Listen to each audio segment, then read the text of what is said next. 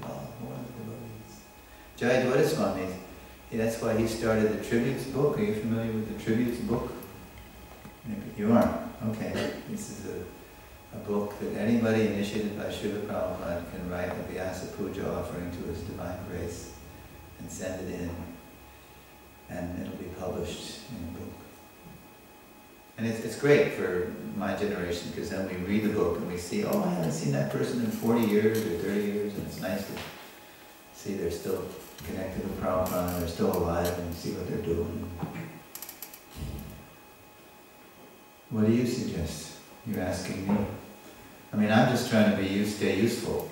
You know, it is a challenge, because if somebody's been, you know, kind of separated from ISKCON for years and now they're older, they're not as physically able to do as much as they used to. I can attest to that. I can't do what I did even 5 years ago. So there has to be some way for older devotees of any generation just to be welcomed, valued, you know, cared for.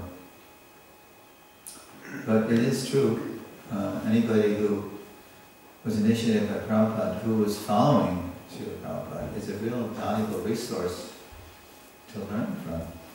If they really, you know, if they're following Srila Prabhupada's instruction. That's what makes them a Prabhupada Anuga. It just seems to me like we are, you know, we are always so, like young devotees, you know, in the temples. And we would just benefit like tremendously, like if we had, you know. Well, it takes mature leadership. The leader of the temple has to encourage, invite, welcome, if there are Prabhupada initiates in the area, to come and contribute what they can. It's not easy sometimes. I'm speaking that from America, because in America there's a lot of hurt and wounds, and so sometimes the leader's reluctant to invite the person who still feels wounded after 30 years. You know. So, yes? I disagree that we're young devotees. We're all over 50. We should be sitting in the forest. We're not young. Yeah, you live outside with your lovely family. Anyway, I don't know the scene here, so don't get me involved here. I don't want to rock the boat, but everybody can be encouraged. You want some specific program, or? No, I just hear this all the time. What? That, people don't want to go to the temple because it's all about a new generation. They feel they don't belong. Oh, right. Or it's all Indians, you know, or it's all young. Well, again, when you hear that here?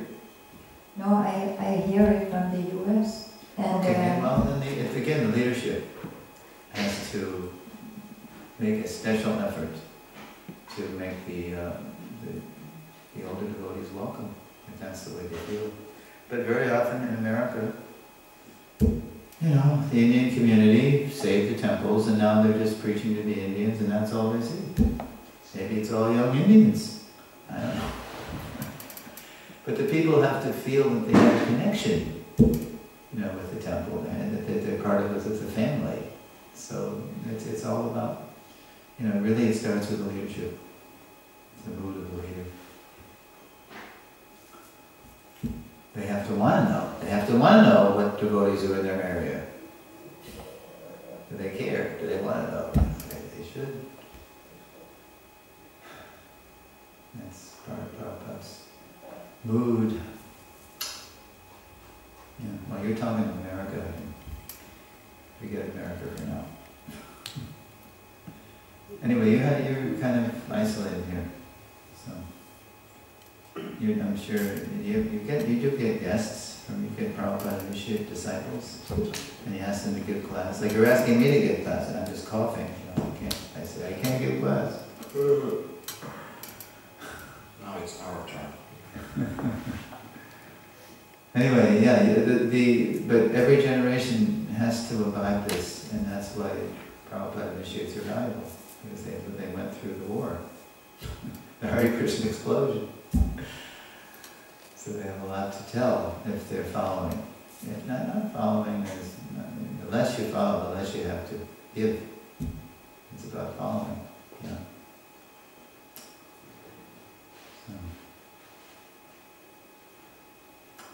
Sorry, I don't have any magic bullet or easy formula. How many Prabhupada's disciples are still alive? I'm still alive. God knows. You know who would know that? My god sister, Mother Mahamaya, the widow of the late Ganagyonya Prabhu. She keeps the little black book. Or she has a little black book. Or maybe, no, she doesn't have it. You know, Prabhupada kept a book. A little black book. All the names. There's about 4,800 names, not even 5,000. So she's taken upon herself. You know Mahamaya? She keeps track of people. That's kind of her thing. And there's a whole spectrum of alive and participating, contributing, full on, there's a whole spectrum of people in that. But in this tributes book, there's only I think they only got a couple hundred offerings this year. I know there's more people. I know that, I'm sure there's a majority who are still alive, at least. Anyway, how about points of the lesson? You had a question? Yeah. The obvious question is that these original Prabhupada disciples were especially empowered to have done this over a period of 10, 12 years now.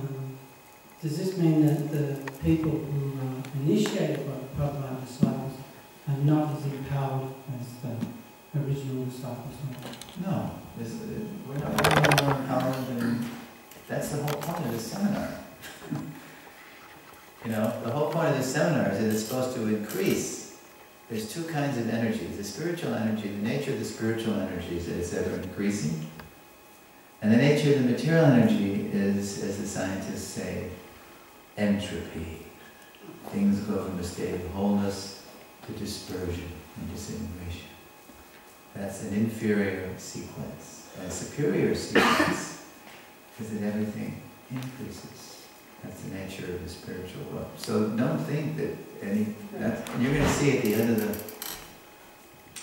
the seminar the benefits. There's several benefits we list of deeply understanding Prabhupada's position for all generations of his followers. And one of the benefits is that things increase, they don't decrease. So there's just as much opportunity, if not more, to be empowered as in Prabhupada's physical presence. More opportunity. Okay. So then my next question is, why cannot the next generation initiated disciples do what Prabhupada's disciples do? Well, who said they aren't? Go to India and find out. Wow. In the West, I mean. Well, it depends on where you are. Go to Russia. Wow. Go to ISKCON Silicon Valley. Wow. Go to the Krishna House in Gainesville, Florida. Wow. There's spots. But the West, you're right, has been compromised a lot by allowing. Although, who was saying? Somebody was telling me that.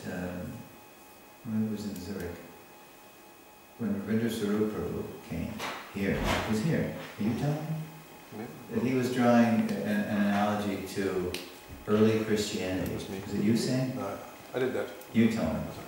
Yeah. So you heard Ravindra Swarup say this, that the early Christianity would have been a very small, like a Jewish sect, renegade Jews that were just following this King of the Jews, Lord Jesus.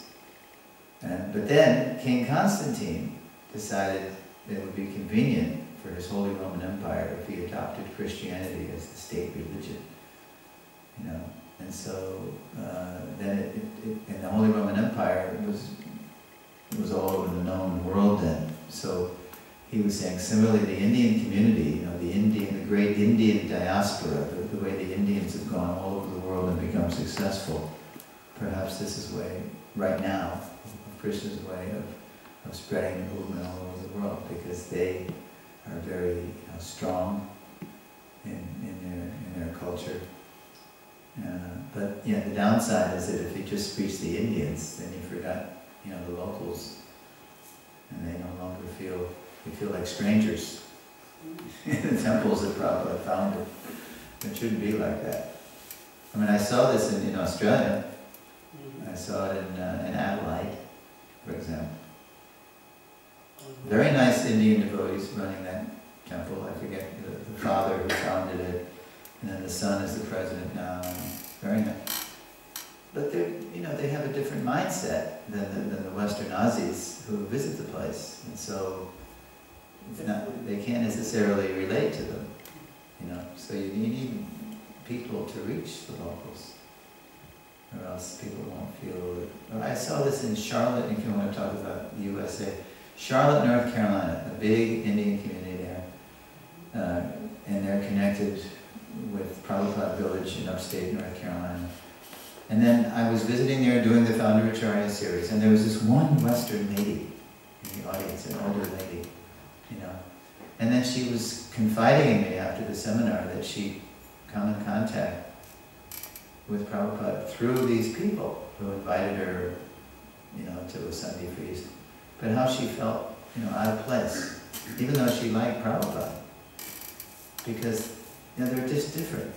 They didn't quite have the same mindset or culture. And so then I told her about Hillsborough, where there's more Westerners over there. And why don't you visit Hillsborough, and you might feel more at home, because you can relate to the culture, the history, and the lingo, and the language, and the background. And so she did, and she was doing better. So that's important.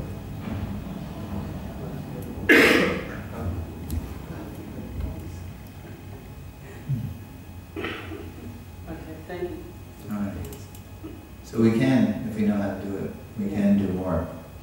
But Prabhupada's the key. And you're going to see in lesson 8 how the way he was able to spread Krishna consciousness all over the world, was not by doing it the same way in every place. He did it according to the time, the country, and he said the candidates, the people. The way he did it in Australia or in America was totally different than the way he did it in India. Very different. Prabhupada was sensitive to context. So Denmark is not Santiago, Chile is not Reykjavik, Iceland. Are there devotees in Iceland? One or two maybe, but there's no center, no actually. Go Bhagavan, isn't he? He's in America? Okay, well. I saw a man from Iceland, Mayapur once. Go Bhagavan? Is that his name? Yeah, looks like an Icelander, a real ruddy, blonde, ruddy complexion. No, he's like skinny, not very tall, he doesn't look like a Viking on his No, he wasn't a Viking, but he looked like he was from the Arctic Circle. No, Okay. Alright. So I hope I can get class tomorrow, but I don't know if I mean, tomorrow night I will, but I don't know about it tomorrow. You see. We'll see. If you can, then we're all the happier. Please come tomorrow night. I love this lesson. There's a lot of audio, and especially at the end, it's really beautiful. And what's your name? Me? I'm Caroline. Caroline. Okay. This is your first visit to this seminar, right? Yeah. Yeah. So, come again. Tomorrow. Good. Okay. So, Srila Prabhupada ki Jai. jai.